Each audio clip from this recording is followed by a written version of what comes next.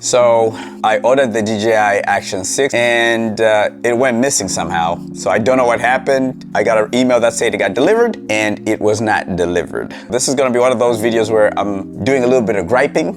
I also talk about the Dji Action 6. I'll just go over some of like my expectations and some of the things that excite me about the camera from what I've seen online. I actually don't feel like I've given this camera like any low lighting tests, so I'll do a little bit of testing of low light with this camera since it's kind of dark outside and I'm heading out, and I'll check out the night mode as well. We'll see how that goes. So currently I'm on my way to Staples to print out the claim form that I need to fill out for my package missing. Just to backtrack a little bit, yeah, I ordered the Dji Action 6. I ordered it on the day when it got released through B&H Photo, and 2 days after ordering it got shipped. I got an email saying the package is delivered to my apartment, and I was at work. I actually left early because I was very excited about it, and I was excited to get my hands on the Action 6 and get out there and start recording. And mind you, where I live, it's a gated apartment. Like basically, you need a key to access the apartment building that I live in.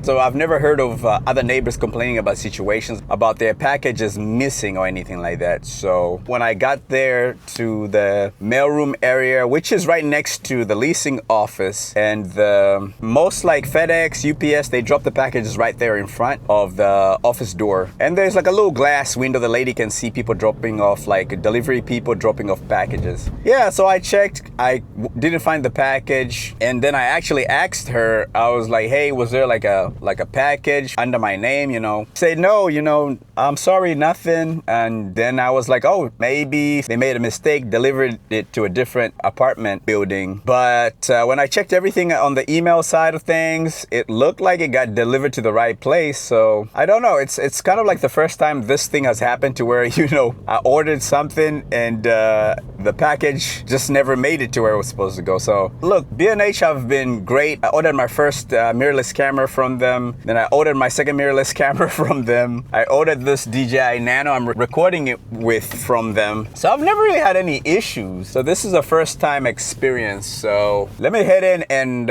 print out this form, and I'll have to sign it and send it back to B&H Photo, because the conversation I had with the guy, he said, well, if you know you're saying you don't have the package, then we're just gonna have to file a claim. We're gonna have to file a claim with our insurance, and then basically they'll figure it out on their end, and they say they'll probably just ship me another one, or I can ask for a refund. Right now I'm thinking maybe the fastest way I can get my hands on an Action 6 is just for them to ship me another one. But I'm also concerned, like, if they ship me another one, what if there's a freaking Action 6 thief out here in these streets just swiping people's packages, you know what I mean? So I'm thinking maybe I'll just tell them to send me another one and go from there.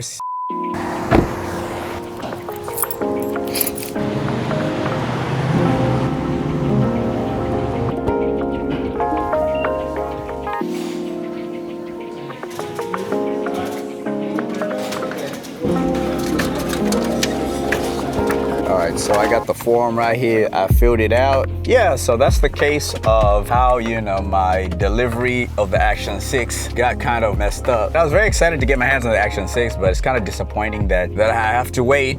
Oh my God, there's too much traffic out here. I gotta go straight.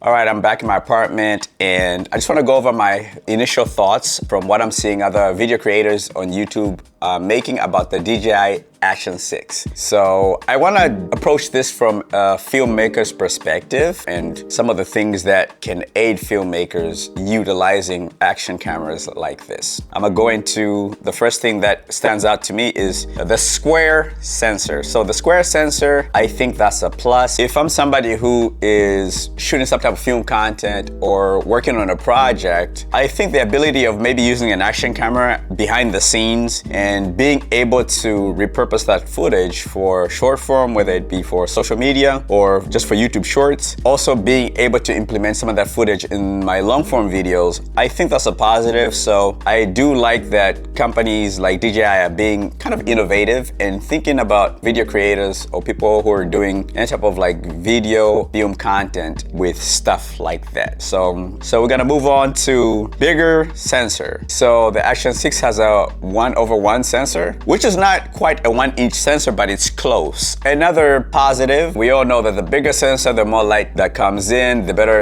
dynamic range. That's another reason why I actually ordered the Action 6, is because I'm like, okay, it's an action camera, but hey, it's got a bigger sensor, so it's gonna be good for low light, and it's just gonna give people optionality. So I think anytime you give people options, I think that's a positive.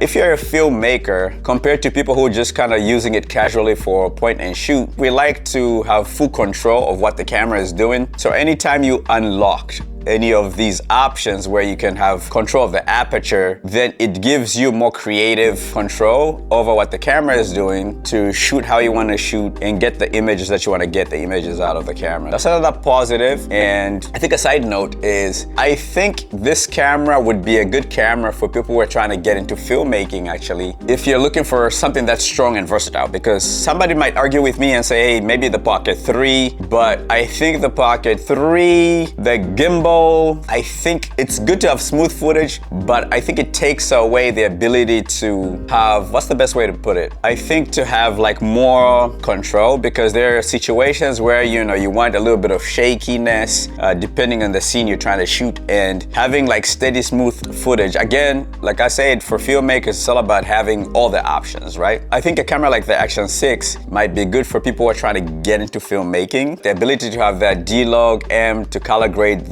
you can grow with the camera, basically. That's all I'm saying. Macro lens. Now, this is where I feel like there's a bit of a missed opportunity with the Action 6. With the Action 6, I think it would have been nice for them to put a 1-inch sensor. That way, you kind of get some of the shallow depth of field that the Pocket 3 has. So it's a bit of a missed opportunity, but I think the macro lens kind of like bridges that gap. So that's one of those, like, I guess it would have been nice if they actually put a 1-inch sensor in the camera, but maybe that's something they're gonna work on their next iteration of the Action, maybe the Action 7. So that's kind of like a miss on my part, that you have to actually buy another piece of gear and screw it on. So there you have it. Now, would I upgrade to the Action 6? It depends, right? So if I have an Action 4, I probably would upgrade. And if I'm on a budget, I'll probably get the 5. But I think what the Action 6 is offering, it's offering slightly a little bit more than the Action 5 Pro is offering. So if I had the Action 4, I would probably upgrade to the Action 6. If I have the Action 5 Pro, I don't think the square sensor, I don't think these are things that are worth upgrading.